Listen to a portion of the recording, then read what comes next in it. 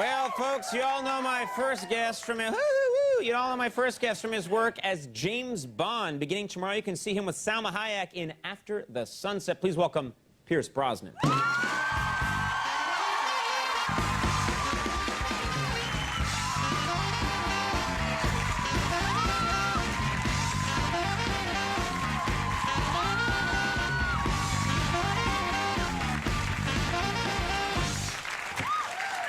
How you doing? Nice to have you here on the show. It's nice to be with a fellow Irishman. Thank you very much. I believe you're Irish, aren't you? Yes, I'm the Irish stereotype. You have the dark, brooding, good, dark Irish looks. Yes, And I was saddled with the, elfin... You sell yourself short here, I do Conan, not. think. Sitting You next too. to you, I look like a trash can lid. It's very hard to compete with this guy. I'm doing everything I can right now. How do you think I'm doing? Looking good, buddy. Oh. I can't even believe we're from the same gene pool. But anyway, and that's a compliment. Kerry. Yes. Family's from Kerry? Well, actually, we're from the South, Dungarvan. Do you know Dungarvan? No. No? No, I don't. Wow. Leave it to me to be from the part of Ireland Irish people have never heard of. I'm sure it's a beautiful part of the world. No, Anyway, it's I'm not from the middle of it. You're from the middle, right? Yeah, County Meath. Very flat. Very flat part of the world. Flat part of the world. Someone from Meath? No, they're not. They're just clapping so they can hear themselves later at a bar. That's how it works. Clap, and then later you're in a bar. I'm not clapping with me. Now, I have to talk to you about, first of all, so many people envy your life. We had your co-star on this film on last night, Salma Hayek. One of the most beautiful women you can ever stand next to. What was it like working with her?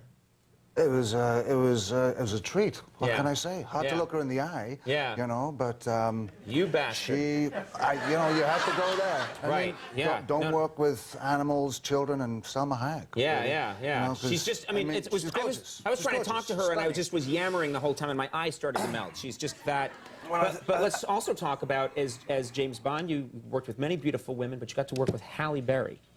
Halle Berry is a wonderful girl. Yeah, I've had my fair share of leading ladies. Yeah. And Halle is certainly up there with a lot of them, and so is Selma. Yeah. And what can I say? They're gorgeous women. Yeah. That's pretty much the end of the conversation. I just wanted to talk about them. Well, there's not that much to say, but just, I wish I was you. Well, the best Halle Berry story was in Dublin, because I was filming there last summer, and I was sitting in a pub, and I was with a mate, and we were having some bets on the horses, and it was a very quiet, working man's pub. Right. And this kid's walking out with his dad, and he just puts his hand in front of me like this, and I shake his hand, and he says, "This is the closest I'll ever get to Halle Berry's arse." So, I thought he was gonna... That's my little Halle Berry story. So that's the Dublin You made his sense of day, humor. yeah. Now, okay, so you've... probably so many men have dreamed of getting to play James Bond. You got to live that dream. And James Bond, as everyone knows, drives an Aston Martin. That's what the classic James Bond car. And then I find out that you, in your real life, you own an Aston Martin and drive it around. Well, when I read the script there a couple of years ago, it was back, the car was back, and so I asked my agent, I said, "Do you think it's possible to get one?" And they said, "Yeah, sure." Right. So it was one of the perks of the job. And They gave you an Aston Martin? Oh, it's a beautiful car. I get like free Starbursts every now and then. When I mention them on the show, they're like, "Here's one roll," and sometimes they break it in half. You got a free Aston Martin. Well, listen, they're looking for the next guy to play Bond, so there you go. Oh, that'd be great, yeah. Yeah, that'd be the only Bond that drove around in a neon. But I would think, here's the problem. If you are known for playing James Bond and you're driving around in your Aston Martin, there's pressure on that car. If people take a ride with you and you push a button and just the air conditioning comes on, there's inherent disappointment. Don't you agree with that? I don't agree with that. People are going to want that car to do stuff. Well, I mean, they're a bit foolish if they believe that stuff in the first place. Are you calling me a fool? Because I would believe it. I would never call you a fool. I would think, let's spread oil along the road. Let's have the guns come out of the front. Let's do something like that. No, this is just a beautiful vehicle. I mean, I wish it did half the stuff that does in the movie. But I really just I use it to take the kids to school. Right. Actually. Right. That's got to be great. Yeah.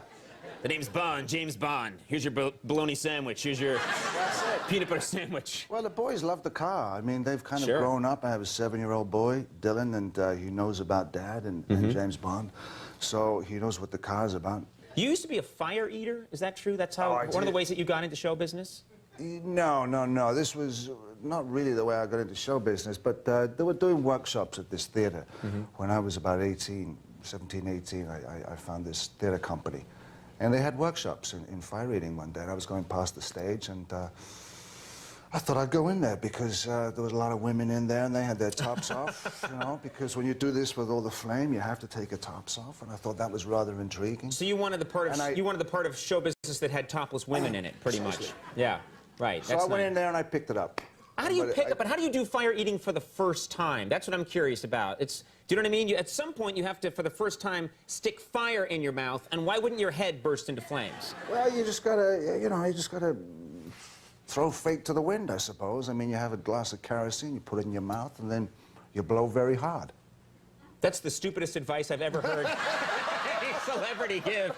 Kids, really, it's not that hard. You got the kerosene, you got the flame. No, I don't recommend that the kids do it. I mean, this was some kind I wanted to make that point, yeah, because I once recommended that and I got in a lot of trouble. Yeah, but I wasn't in a circus. It was just a workshop. And Sure. I had a theater company called Theater Spiel, and we did street theater and kids theater, and it was just one of those little tricks that you have up your sleeve. Yeah, it's good to have all that stuff at your command. Yeah, helps, I suppose. We have a clip here from After the Sunset.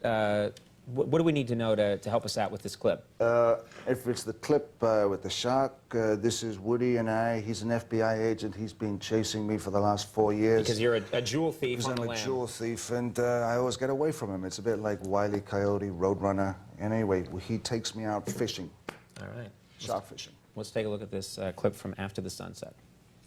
Go, you hooked it. You go see if it's alive. Yeah, I hooked it, so you go see if it's alive. Go. Hey. Oh, okay. Here we go. I just gotta sneak up on it. Why are you whispering? So it won't know the plan. In the morning, I'm gonna put it on. In the night.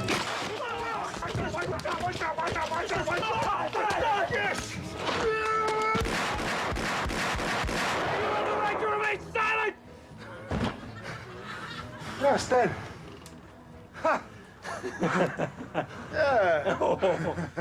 That's a great fishing technique. I've never seen it used before. Woody didn't want to shoot the shark, though. No, he thought it was too cruel. He thought it was too cruel. Yeah, so, no. Well, it works for the scene, so clearly you're doing something right. After the Sunset opens tomorrow, and always great to have you on the show. Thank you so very much, much. sir. Good to Pierce see you. Brosnan, Paget Brewster coming up. We'll take a break. We'll be right back.